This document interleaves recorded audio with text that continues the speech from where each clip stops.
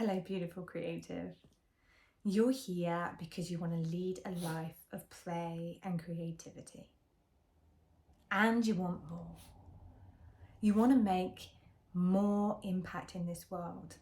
Your dreams are big and you want to use your gifts to help people and create change. You want more abundance. And you want to feel a depth of love and intimacy with yourself and those in your life. Existing loves, or maybe new loves that you're calling in. When I was a little girl, I was the most vibrant, creative soul. It's how I showed up in the world. To gift to you a piece of that vibrancy was to gift to you my most precious thing. Along the way, and I'm sure you can resonate, people, life told me, no, Sophia, that is not how we do things. And so I got busy creating personas, versions of myself that I thought could be lovable. And it twisted me all out of shape.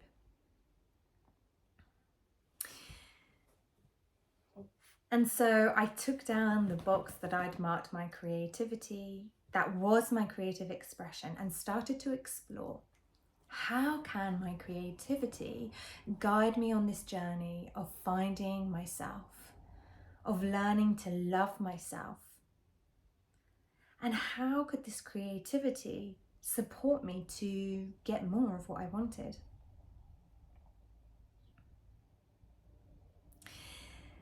And so, excuse me, this video is to support you on that journey.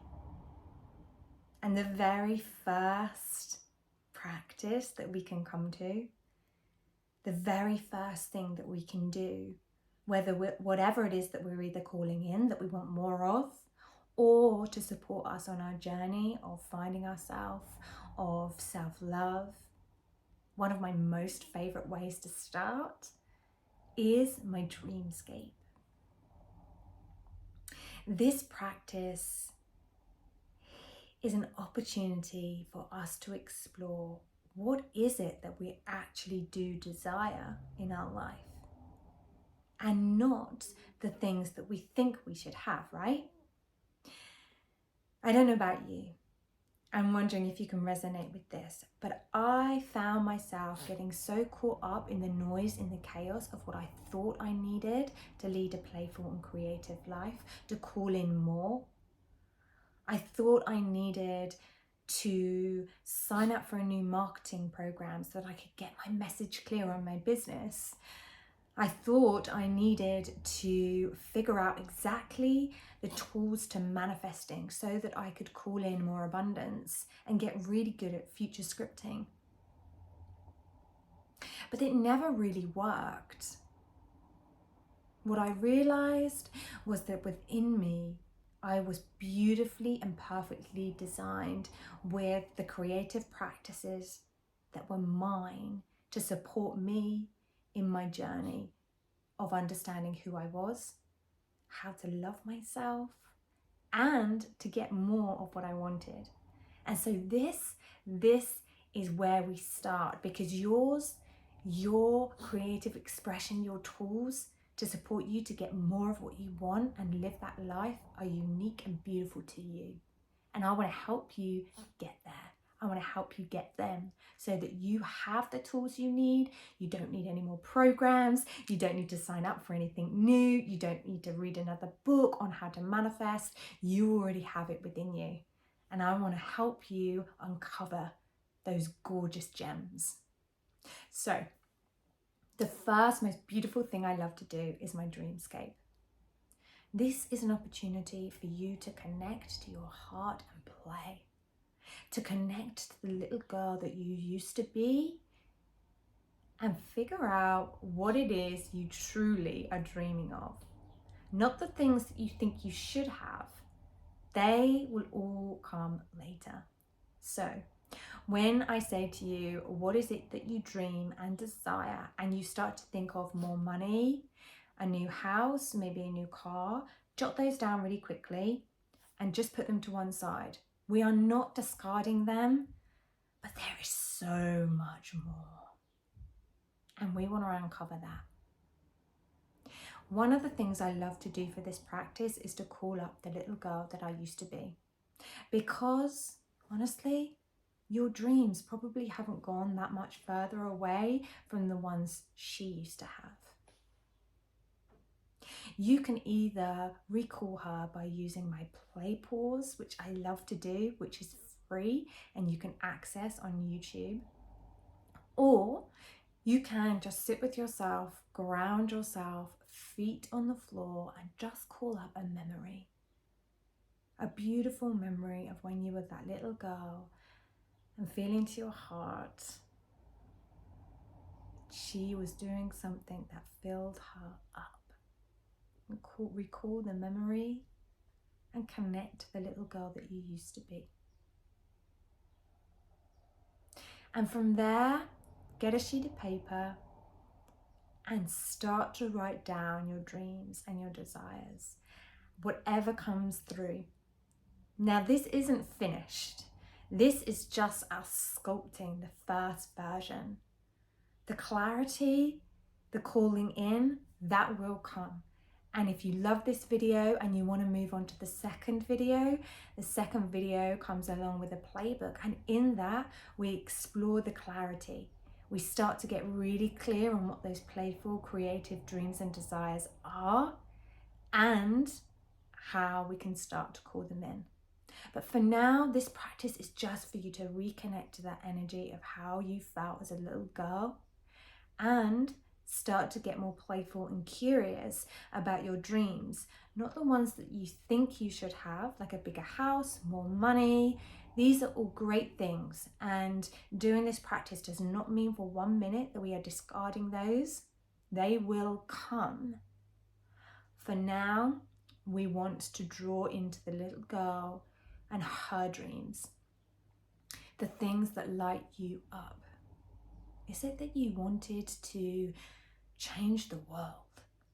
Did you believe that you were here to make a big difference? Was it that you believed that you were going to be a great artist?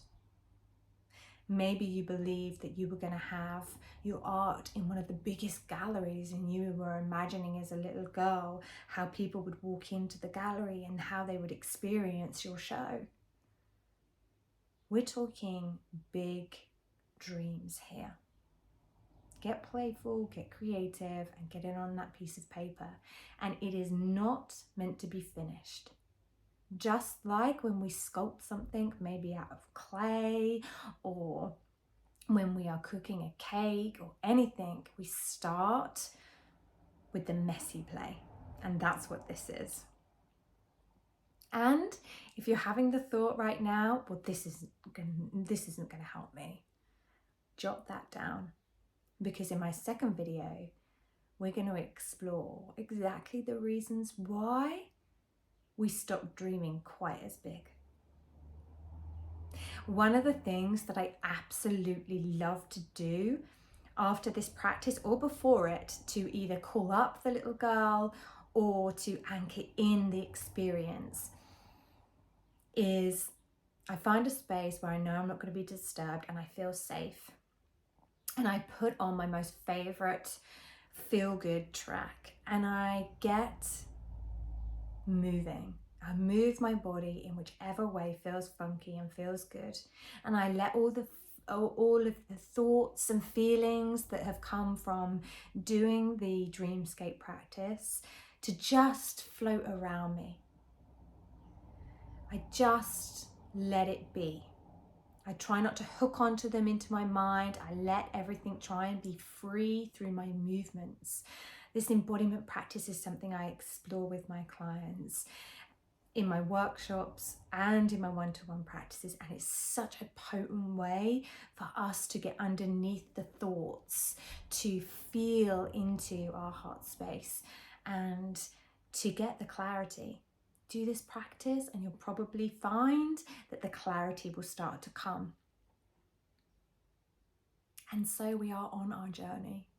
We begin with our dreamscape, and if you love this video, then the next video you're going to adore. It comes with a playbook, and the intention is for you to take this sculpting ideas, this reconnection back to your playfulness, your little girl, and we start to get clear.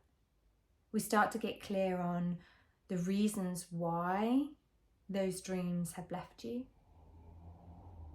and we start to get clear on how we can really call in those dreams and ignite your own creative expression that's unique to you, so that you have the tools to keep coming back to time and time again, because it isn't more manifesting scripting that you need. It isn't more marketing strategy that you need. It's to uncover your own unique creative expression, so that you can time and time again come back to that place and have clarity on exactly what it is that you're calling into your life, and have clarity on exactly what it is that you're dreaming big of, and exactly who you are.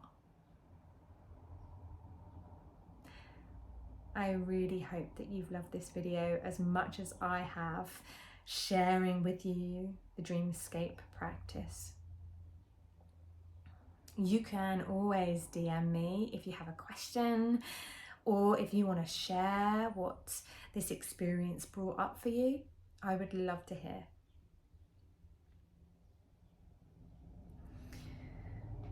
Sending you just so much love, play, and creativity.